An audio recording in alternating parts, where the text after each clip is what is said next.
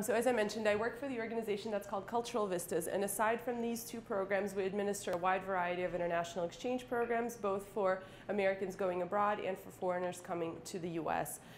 We do a lot of J programming, so J1 visas for those who are interested in working, or in interning rather, in the US.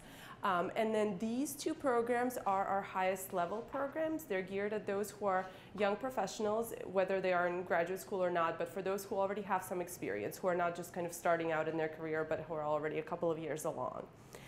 And well, aside from the Alpha Fellowship program, I also work on internships for undergraduates to Chile, Argentina, and Spain. So that's just kind of to give you an idea what other things we do. But there's a wide variety of programs. A lot of them are German-American because we are historically a German-American organization, but now we've kind of expanded and merged and grown and have a lot of different programs abroad. So the overall goal is for our organization is to get young people who are interested in, you know, kind of intergovernmental, intercontinental relations to go abroad and get that firsthand experience.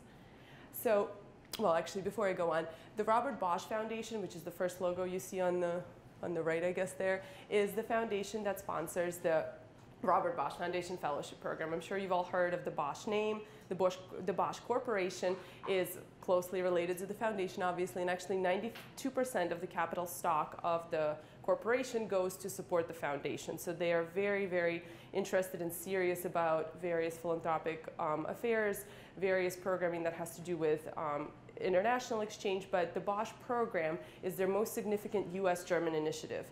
The program's been around since 1984, so it's coming on to its 30th cycle. We're now recruiting for the 30th group of the fellows, so it's been around for quite some time. It's produced some very notable alumni. I will move on to that slide later on in the presentation, but actually our CEO of Cultural Vistas is a Bosch alum. And then, so that's for kind of the Germany side. From the Russian side, Alpha Bank approached our organization to administer a program that was similar to Bosch because the Bosch program proved so successful and they were interested in creating something similar for young professionals from the US to go to Russia, because that was just, there was no forum for young people who are interested in getting that experience to go and work for a year in Russia. And the program, the Alpha Fellowship program, has been around since 2004, so we're now recruiting for the 11th group. It's not the 11th year, but it's the 11th group of the program. And since 2009, the program also started accepting UK citizens because, again, it was working well and they were interested in expanding and kind of making it more of a trilateral effort, if you will. So now we take both US and UK citizens. So for the overall goals of the program, as you can see, these fellowships are for those who are interested in going abroad, in getting that firsthand experience and the language training. So these are just some overview points about both of these programs. As you'll see, since Alpha is based on the Bosch model, there's a lot of similarities, but I'll go through them very quickly. The Bosch Fellowship accepts 20 people per year, 20 Americans, and it's a 9 to 12 month program, and that difference depends on the language level of the fellow, and I'll explain that in a little while. And the program consists of 2 work placements. One is in the public sector, one is in the private sector. And that is the case for everybody except for journalists, because they're sort of a little special breed, and they will usually have just 2 different media outlets that they work for, if that's how it works out. They usually don't have kind of a formalized public-private sector separation like that. And then the program also consists of 3 seminars in various cities. There's a lot of travel that's involved, a lot of meetings and kind of lectures. And then, of course, there's language training, both in the US before the fellows go, and then in Germany. The Alpha program takes up to 15 Americans and Brits, and it's an 11-month program. It's the same duration for everybody. Everybody goes at the same time and finishes the program at the same time. And there's one longer work placement. It is not in the government, unfortunately, because they won't let you work for the government as a foreigner, but you know, there's ways kind of people have done governmental relations around that. And then there's also a seminar series, a lecture series. There's travel, both within Russia and to a neighboring country. And then, of course, language training, both in the US or the UK, and then in Russia once the fellows start the program. I'm sorry if I'm blocking the screen for anybody, but So a lot of you who actually came up and asked me before what kind of people we look for. So you can see just kind of the broad categories that we always say these are the people that we're interested in.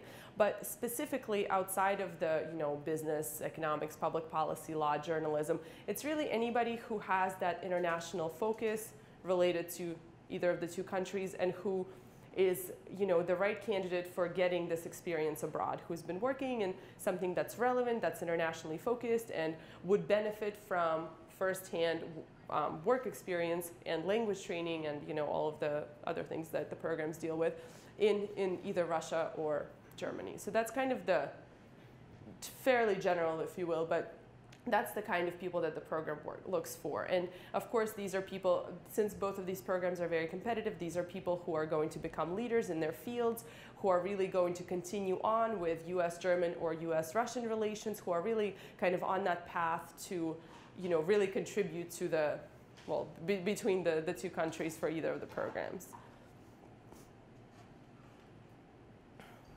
I'm able to pick this up, right? And just. Okay, yeah, so I'll just move so that I don't block anybody.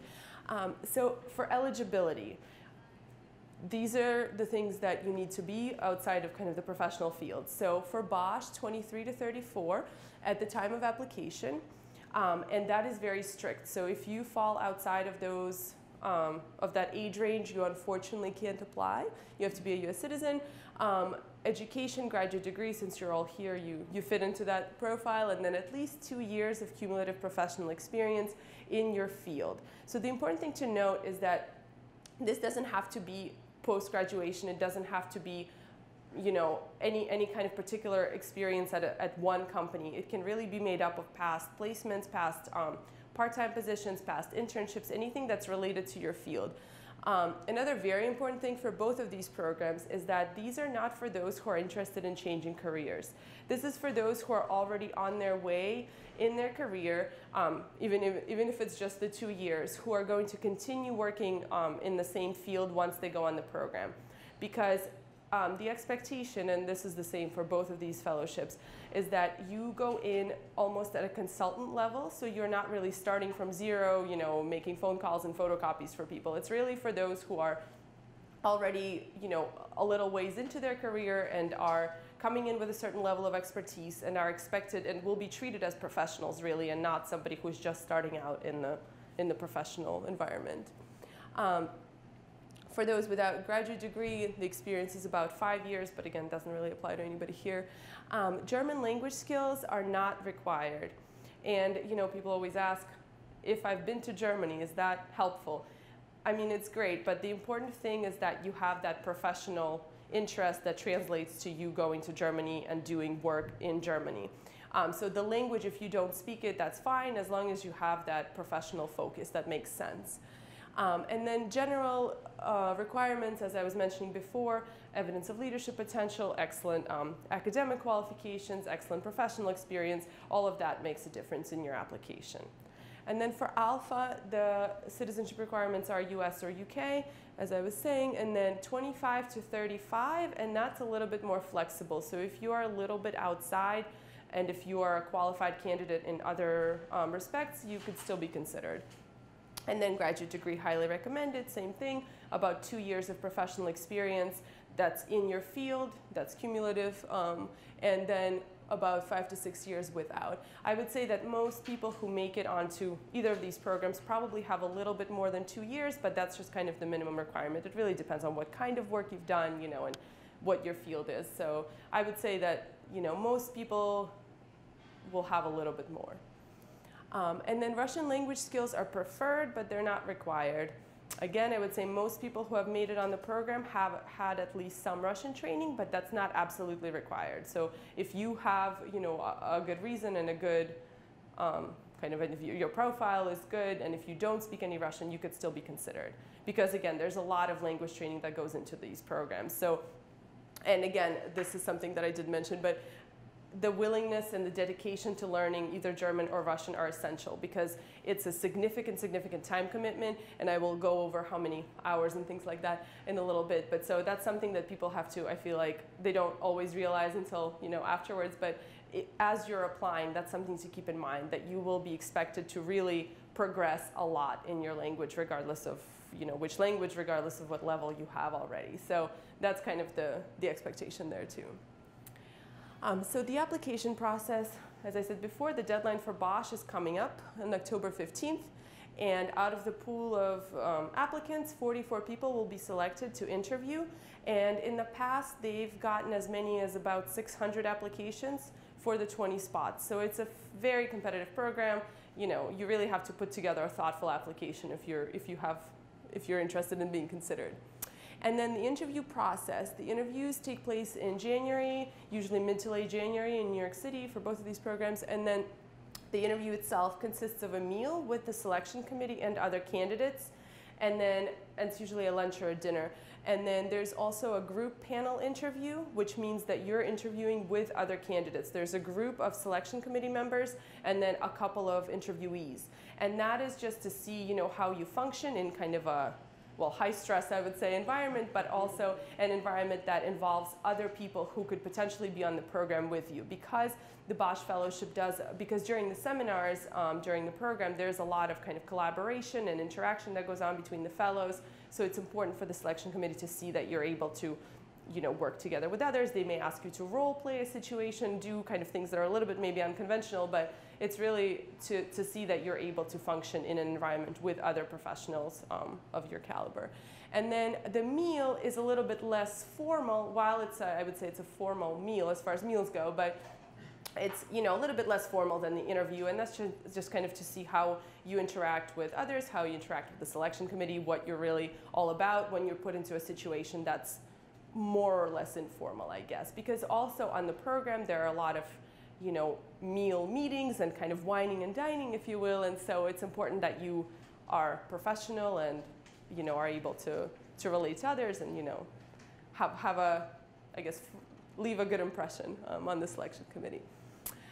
There's also a language assessment that takes place, and this one is not a test, and everybody always gets very nervous, but it's not a test, and if you fail, you're not going to make it on the program. It's really to see what your language skills are. The German counterparts of my colleagues and the people from the German language school will come over and they will evaluate your German skills if you have any, and then if not, then they will discuss your other foreign language skills with you and then see kind of what kind of training you will need, because the training is very personalized to each individual once they're on the program. So it's important that that's kind of settled before you're accepted. For the Alpha program, the deadline is December 1st, so if any of you are interested in applying this year, there's still some time.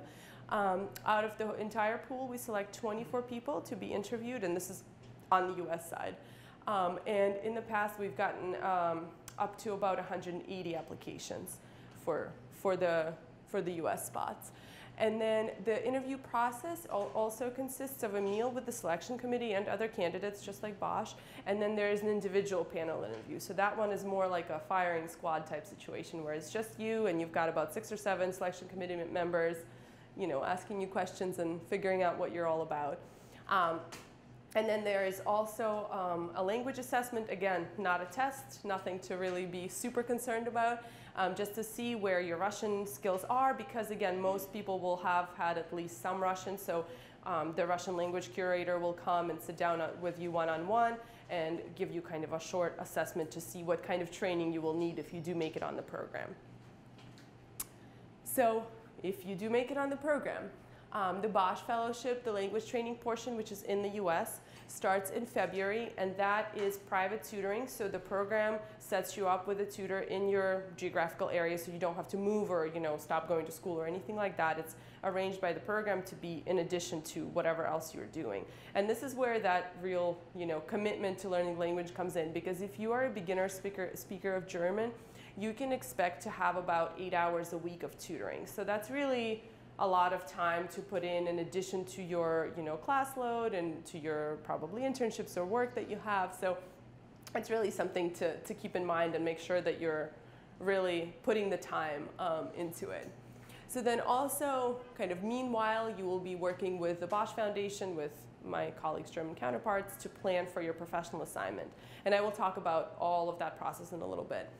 And then at orientation, which takes place in mid-April, usually in DC, that's when, aside from kind of all the logistical meetings and visits to the German embassy and other relevant organizations, your German is really tested. And this one is a real test, and people have been denied fellowship at that point if they were not satisfactorily, achieving the goals that they were supposed to be achieving. So that's, again, it's very important that people take this training seriously, because you're not really overseen directly in the sense that you're still kind of continuing on with your life. The program hasn't officially started, but you do have to put in those hours. And then depending on language proficiency, you would depart for Germany. Most people who are not fluent, which is most people who are on the program, will go in June and will complete 3 months of training in Berlin. And then if you are fluent, you would kind of bypass that and you would begin in September with the official kind of start of the program. For the Alpha Fellowship, the language training starts in March, and it's set up similar. You would get a private tutor, and if you are a beginner speaker, you can expect about 6 to 8 hours a week, and plus the same amount of time on homework and independent work. So again, very big time commitment, something to consider as you think about applying. Because again, the goal is to get you to improve as much as possible before the program, because once you start the program and once you start your work placement especially, there's really not going to be anybody to help you with your Russian as much as there will be once the program is just starting. And then you will also be working with my Moscow counterparts to plan for your professional assignment. And then in late April will be the orientation, and that again involves logistical preparation for the fellowship, and then various visits and lectures, meetings with kind of important players in the US, UK, Russian relations, things like that. And then everybody departs for Russia at the same time in mid-June, and that's when the program begins. So I will now talk about just Bosch for a few slides, and then we'll switch to Alpha. So once the program starts, that's kind of the outline. This is what it looks like. Yeah, thank you.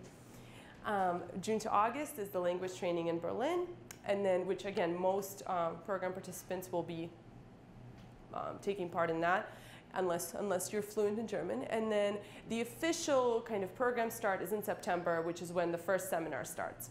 And that lasts for 3 weeks, and I will talk about seminars in detail in the next couple of slides. And then once that's over, October to December is the first work placement, and that's in the public sector, again, for most people except for journalists. And then that takes us into the second seminar, which will be for 2 weeks in January, and then that starts, or rather feeds into the second work placement, which is in the private sector, which is in the middle of that will be the third seminar for 2 weeks, and then after that, at the end of the program, there's an evaluation seminar, which is just kind of drawing conclusions and finishing up the year with the administration. So the seminars, they are one of the most important parts of the program.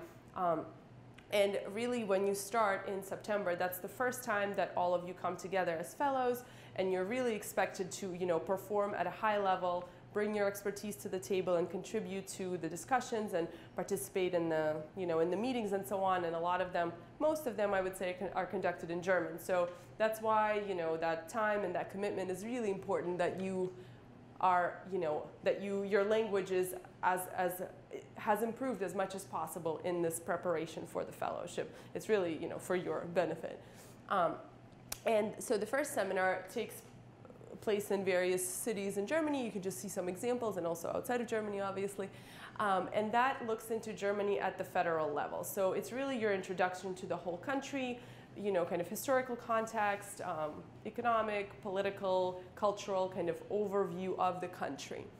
And then because that takes you into the first work placement, which is in the public sector. So that kind of introduces you to the institutional federal level frameworks. And then the second seminar, which takes place before the second work placement, is more looking into Germany at the regional level. So you look at, again, you can see some examples where people have traveled to for these meetings.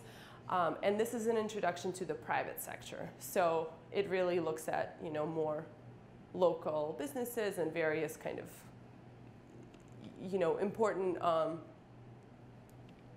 important organizations, I would say, at the individual level. And then the third seminar is Germany and the EU. And so that's kind of almost at the end of the program, and that's more to give you a bigger picture of what is going on in the region, not just within Germany, but obviously with German neighbors and with other countries in the EU, and transatlantic relations, of course, US-German relations are discussed. And again, you can see some examples of where people have gone. I believe 2 years ago they were able to go to Turkey, so that was really exciting when the whole talks of EU enlargement were taking place. And then at the end of the program, as I mentioned, is just a short evaluation seminar which takes place in Berlin. So now I will talk a little bit about work placements and how those are arranged. So again, this program's been around for almost 30 years. The Bosch Foundation has an extensive network of contacts of various places where people have had their work placement, where people have worked on the program. And these are just some of the examples of the public sector. And the placements are arranged. You actually start thinking about your placement when you are applying to the program, because in your personal statement, you're expected to have researched and to suggest at least one organization for each, the public sector and the private sector, for your work placement. And so this is a good place to start, is to look at where people have worked over the course of the program. So these are some public sector, these are some private sector institutions. Again, this list is much longer if we were to give a complete list. And I will point you to the alumni website, which has the actual full complete list, where you're welcome to look and see what people have done in your area. And even looking at this whole list, you're not obligated to choose anything from this list. It's really for you to do your own research and see what makes sense for you in your placement. So I will move on to the alumni in a bit, but first let's talk about what you get. Whoops.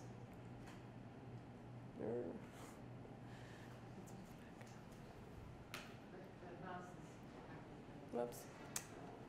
Can I use this? Yeah. Yeah. Okay, perfect. Sorry about that. So the benefits, aside from access to various high-level officials and this fantastic language training and work experience, you do get some other things. So you get a monthly stipend for the official program portion of the program, so from September to May. During language training, you get a separate kind of living stipend, and that is different from the 2,000 euros, because also at that time you have housing provided for you in Berlin if you choose to take it. You don't have to, but it's up to you. But if you do want to take it, you have free housing for the language training portion, and then plus a stipend, which I believe is something like 500 euros a month, but that changes, so don't quote me on that. And then during the main portion of the program, housing is up to you to arrange, but you do get the 2,000 euros. And then, of course, all the program-related travel is covered. So we will pay for you to come to New York for interviews, to DC for orientation. Everything that has to do with the program travel while you're in Germany, that's all paid for. Well, except for local transportation, like they like to say, all of the travel is covered. Your language training is covered. If you've ever had a private tutor in foreign language, that's quite a significant investment. Which is kind of another reason, it's silly to talk about this, but it is important to note that a lot of kind of resources go into the fellows, because it's a fairly small group of people, but there's very also on the other side serious expectations of these people, because a lot goes into training and preparing, and then while you're on the program also. So it's really for those for whom this is an appropriate opportunity. And then also health insurance. Oh, and for language training, there's also a matching grant. Once you finish your German-based language training, you have up to 1,000 euros during the course of the program. If you're interested in getting a tutor or classes or what have you, they will match that for up to 1,000 euros. So now this is the website that you should note down if you're interested in finding out kind of the full past work placement list, seeing where people have worked, what they have done. That's for the Alumni Association. That's boschalumni.org. The association was established after the first program year, and now you can see it's got over 480 members, so it's very, very extensive. They're all over the world. They have a big annual meeting in the spring, summertime that is kind of it's like a 3-day big event. There's lots of speakers and gala dinners and kind of very important people attend. And that's something that everybody kind of looks forward to. It's a great perk, I would say, of being in the association. But aside from that, of course, there are great networking opportunities. These fellows, have gone through the same experiences as you have when you're a fellow, and they know what your experience in Germany is all about and how to translate that into, professional opportunities, post-program, things like that. And here you can just see some of the notable alumni of the program. As I mentioned, our CEOs and alum, and I mean, of course, some very, very famous people have done this, Dennis McDonough, etc.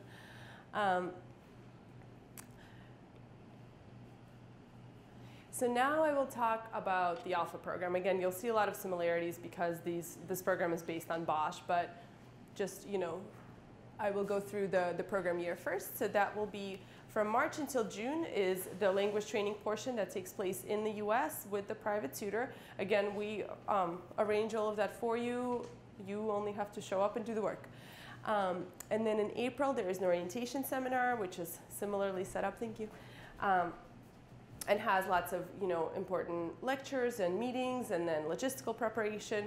And then that's also where you start talking about your professional assignment with the Moscow counterparts, my Moscow counterparts. And then in June is when everybody departs for Russia. So June to September is the summer portion of the program. That's the language training, which is the language classes. And then that's also the Moscow seminar series and lecture series at the Higher School of Economics.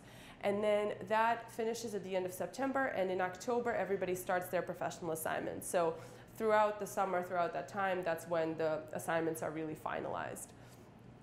And then that goes until all the way to the end of April. But throughout the program, there's also trips, usually one in the summer, one in the fall, one in the spring, throughout Russia. And then there's a longer trip in December to another country in the region. And then there is a short seminar, usually in mid-April, just kind of an evaluation of the program, finishing up the year, and so on. So this is the summer portion, which is when everybody comes to Russia at the same time, goes right into language training, and that is small group classes, and they're only for the fellows. So it's just fellows, usually about 2, 3, 4 people in a class, kind of very individualized, and that goes on every day, Monday through Thursday. And then also on Fridays, all day Friday, is the Moscow seminar program, and those are visits to various organizations in Moscow and kind of around. They try to, as much as possible, they try to go to the Russian government, try to meet with somebody from the US Embassy, the UK Embassy, kind of important players in the US-Russian, UK-Russian relations. And then also, of course, visit various organizations, foreign organizations that do business in Russia, and then also Russian businesses, of course. And then the lectures at the Higher School of Economics also take place during the same time, and those are not language lectures, they are content lectures, and you can see some of the topics that they cover, of course, kind of to get fellows up to speed to the issues that they will be dealing with as they live in Russia, and kind of discuss all of the relevant topics in US-Russian relations, of course, and Russian foreign policy and things like that.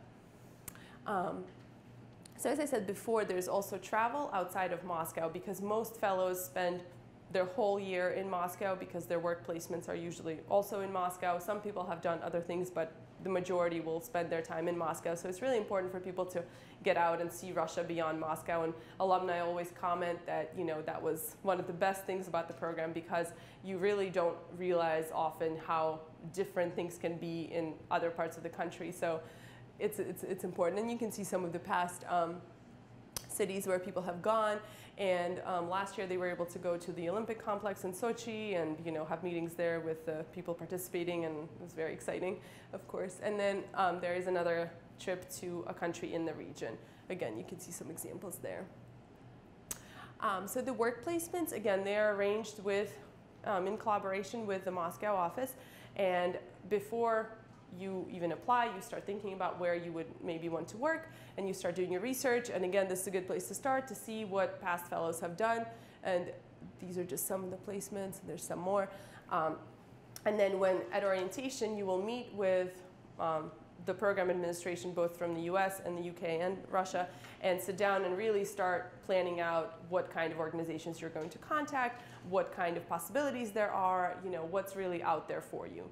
because the Moscow side will come in already knowing your background, your profile, and they will make some suggestions, obviously, and then see kind of that process will start from orientation on.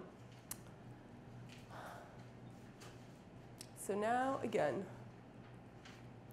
aside from the various high-level officials and work experience and all of this fantastic stuff, you do get all of your travel covered. Again, we pay for you to come to interviews, to orientation, your flight to Russia, all of your travel within Russia. You get an apartment in Moscow that's set up for you. When you arrive, you're taken straight to your apartment, so each fellow gets their own accommodation. And that is in addition to the $2,500 a month stipend that you get, so it's not taken out of the stipend. And then what else? Of course, your language training, so we pay for your tutoring, for your classes. There's no matching grant, unfortunately, but you're welcome to have conversation partners and things like that if you're interested in continuing on. And then, of course, there is health insurance for the duration of the program and all of that good stuff. So the Alumni Association, again, afpalumni.org, that's the website for the full list of profiles for everybody. And you're welcome to see if there's somebody that you're interested in contacting that is in your field. Reach out to us, we'll put you in touch with that person. And again, it's a good place to start when you start thinking about your placements, what you may want to do. You're not obligated, again, to choose anything from this list, but it is something to kind of get the process going. And again, the association is a fantastic place to start networking, especially after the program when you're looking for jobs. You're finishing up the year and kind of now what? So they're great contacts because a lot of them stayed on in Moscow, and actually some are still in Moscow. So you really have a wide variety of people who will be able to help you and kind of you can network with. So now the application stuff, and this is kind of, I guess, important for those of you who are interested in applying, especially this year. Those are the websites where you would get the online application. Our process is similar, but we actually use two different application systems, so there is some difference in the two programs. So for Bosch, the deadline is October 15th, hard deadline. Make sure you get everything in on time. And what you submit online is the application itself, which you request from the website, or you request access rather, and then your resume and your personal statement. So those things are go with the actual application. And then your letters of recommendation and your graduate transcripts have to come by mail. So for Bosch, they absolutely have to come by mail. There's no other way to submit them. And then for Alpha, the deadline is December 1st, again, for the next year. And online, you submit the application, the resume, the personal statement, the Russian writing sample, and you can register your recommenders online, and they will get a link to submit the letter for your application. You don't have to use the online system for recommenders, but you can. That's there for you if you would like. And then graduate transcripts, they can come by mail, official, from the university, or they can also be submitted if, I'm not sure if Syracuse does online submissions from the registrar, but they can send them to us that way, if that's an option. So as you can probably imagine, the most important parts of your application are your personal statement and your letters of recommendation. And we really urge everybody who wants to apply to really spend a lot of time thinking about what you're going to write and really, going through this process and not taking it lightly. Because your personal statement, aside from, as I was saying, suggestions, or rather your research, I guess, and your recommendations for what you would like to do on the program, you have to explain and kind of state your case for the selection committee and explain why it's really important for you to do a program like this at this point in time, at this point in your career. Because there's various opportunities to go abroad, lots of different countries. Why is it that it's Germany? Why is it at this point in time that you're applying? And what are you going to gain from the program, and what are you going to contribute? Why are you a good candidate? How are you going to contribute to kind of overall goal of developing U.S.-German relations? And so that's something that's really important. And then what we recommend is that people take their personal statement and some program literature, or just the website, and give that to their recommenders, so that the recommenders are writing a letter specifically for this program and not kind of a general recommendation for something. It's important that they know that this is not a research program or a language study or a study abroad, but that this is mainly a professional opportunity, so that they're able to recommend you kind of correctly for the right position, for the right opportunity, I guess. And the other thing is the letters of recommendation have to be on letterhead, obviously, signed. Please don't write them yourself, things like that. You'd be surprised. So, and it's very obvious for those of you who read recommendation letters ever. So for the Alpha program, again, you request the application, the access to the application online, and then you submit that with your resume and your personal statement. Your Russian writing sample has to be in Russian, obviously, if you speak Russian at all. Even if it's rudimentary, even if you can only, say what your name is and where you live, that's fine. Just make sure that it's an accurate representation of your skills. That's fine if that's how, if that's what your skills are. If you don't speak any Russian at all, then you need to submit a statement in English that describes what other foreign languages you speak, how you came to speak them, what your level is, how long ago you learned them, where, things like that. And that has to be in English, so only English or Russian, no other languages. And then for the personal statement, the kind of general rules are the same. Make sure you give a couple of ideas for where you would like to work, make sure it's well researched, that it's actually logical, and make sure that you state your case well, that this is something that, again, it's a competitive program, so you really have to show that your application stands out between, the hundreds of applications that there are. So it's important that this is not, an opportunity, that you realize that this is not an opportunity to kind of do something different all of a sudden. You've been studying, let's say, public administration, and all of a sudden you want to go into journalism. That's really not the right program for you. It's really for those, again, who already have some expertise and who are going to continue on to the same field, either in Germany or in Russia. And then for the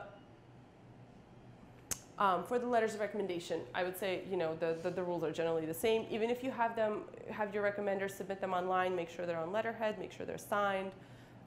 Make sure the person knows what they're really writing and recommending you for. And we highly, highly recommend that you have at least one professional letter of recommendation. And if you are in school, one can be academic. If you're thinking of applying a few years from now, if you've been out of school for a couple of years, I would recommend having 2 professional letters of recommendation. Because again, this is a professional program. So those who are able to recommend you in a professional capacity, that would be ideal. And we don't care about, if you've worked somewhere really fantastic, really famous, if the CEO writes your letter of recommendation but they don't know you, it's really useless, We don't care about big names or anything like that. So it's really important that the person has worked with you, can comment on your skills, can comment why you're a good fit for a program like this. That's the most important thing. So that's about it on my end. This is just some contact information, and all of that is also online, obviously, and on our brochures. My business card is up front, so we're accessible and available if you have any questions. And now, if you do have any questions right now, you're welcome to ask me now. Yes? Question. A lot of the students in our advanced degree in international relations were required to demonstrate proficiency as part of their degree.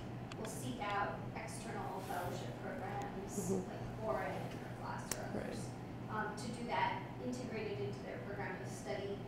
Would that be possible, or has anyone ever done that before with one of these fellowship programs where they were a continuing student essentially and using the language study and the opportunity to gain some experience overseas to then integrate back into an advanced degree? Or?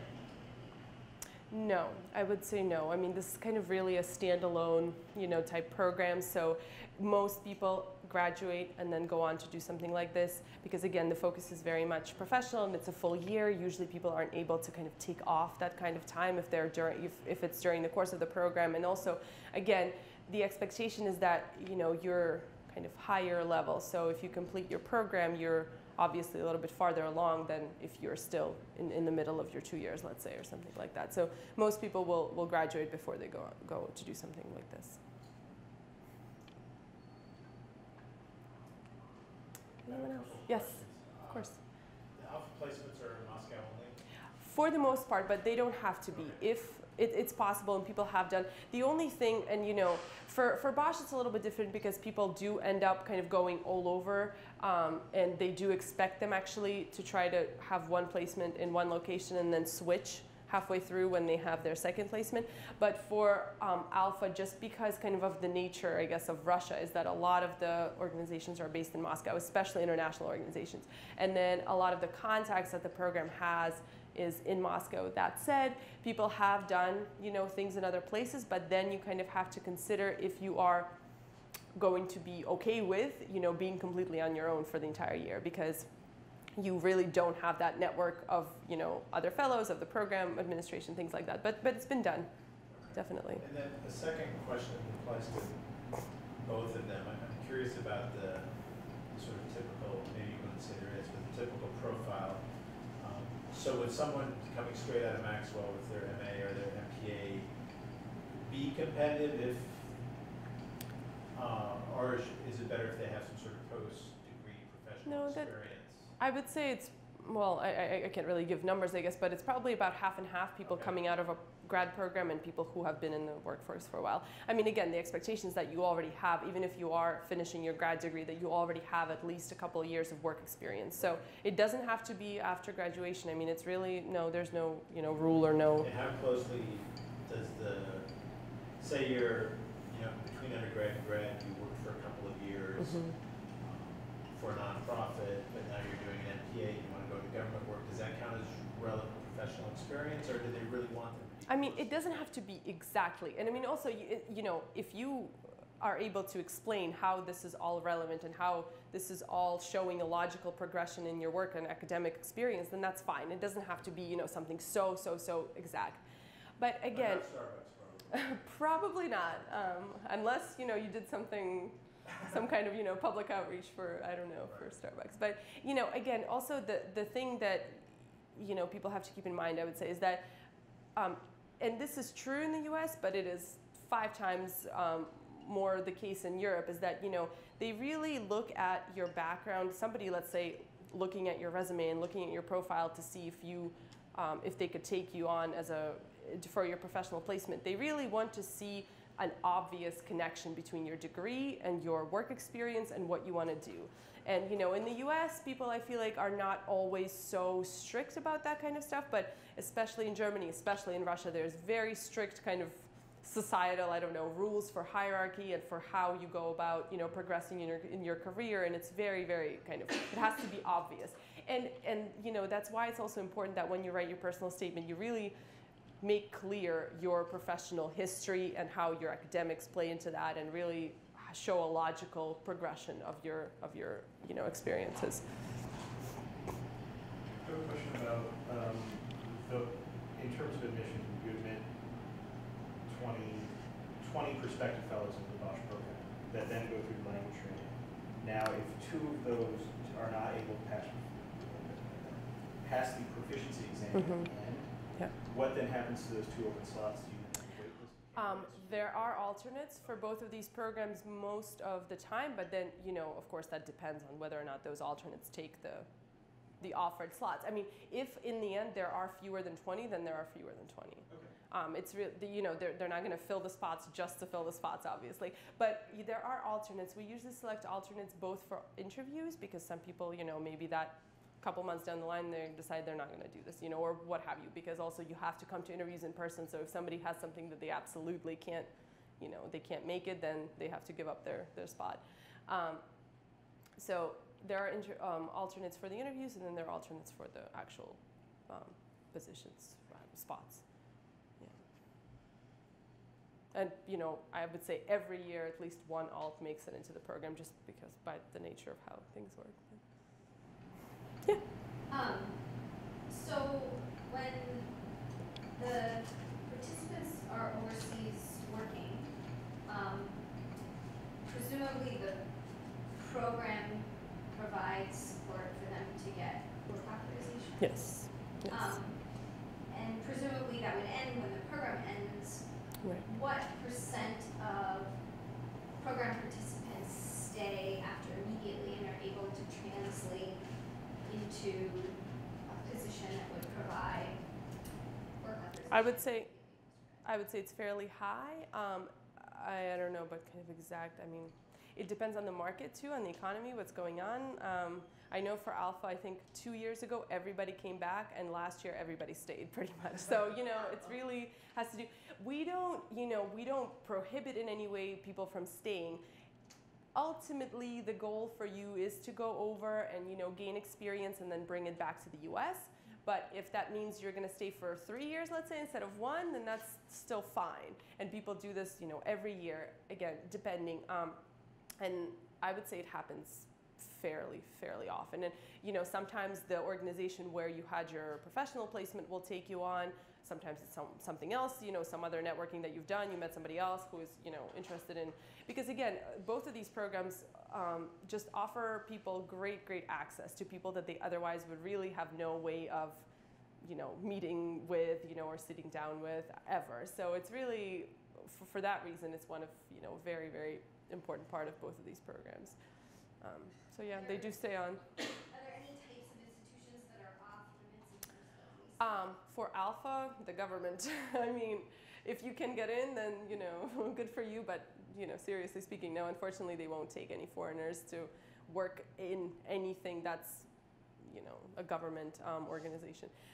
And then aside from that, I wouldn't really, I mean, no. Like U.S. federal government would be okay if you were working in At the embassy, I mean. or like an international organization. I mean, is there a sense that the type of institution has to relate directly to the mission of the program in some? I mean, that would be ideal, but just because the fellows come from very varied backgrounds, you can't really, you know, enforce that in any way, I would say. But no, I mean, I don't think you would work for the embassy just because why would you go? I don't know. I feel like a lot of people had that, you know, embassy internship and then they go on the program. But, and, you know, as much as possible, I would say, you know, especially for Bosch, I would say, you know, if it's a German organization, that's kind of ideal because the goal is not only to get you to work in Germany, but also to work with German people and in the German environment and, you know, to improve the language.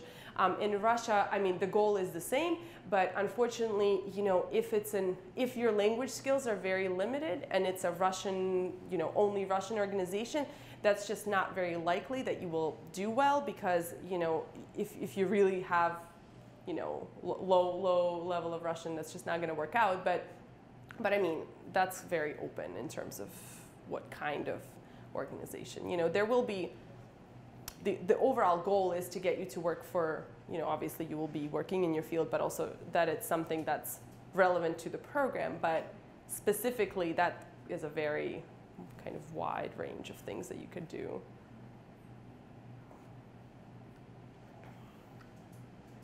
Great. Well, okay. If you have any other questions, feel free to, you know, reach out to us. We want to thank you for Yes. Oh, of course. Thank you. Thank you for coming. Thank you for setting it up.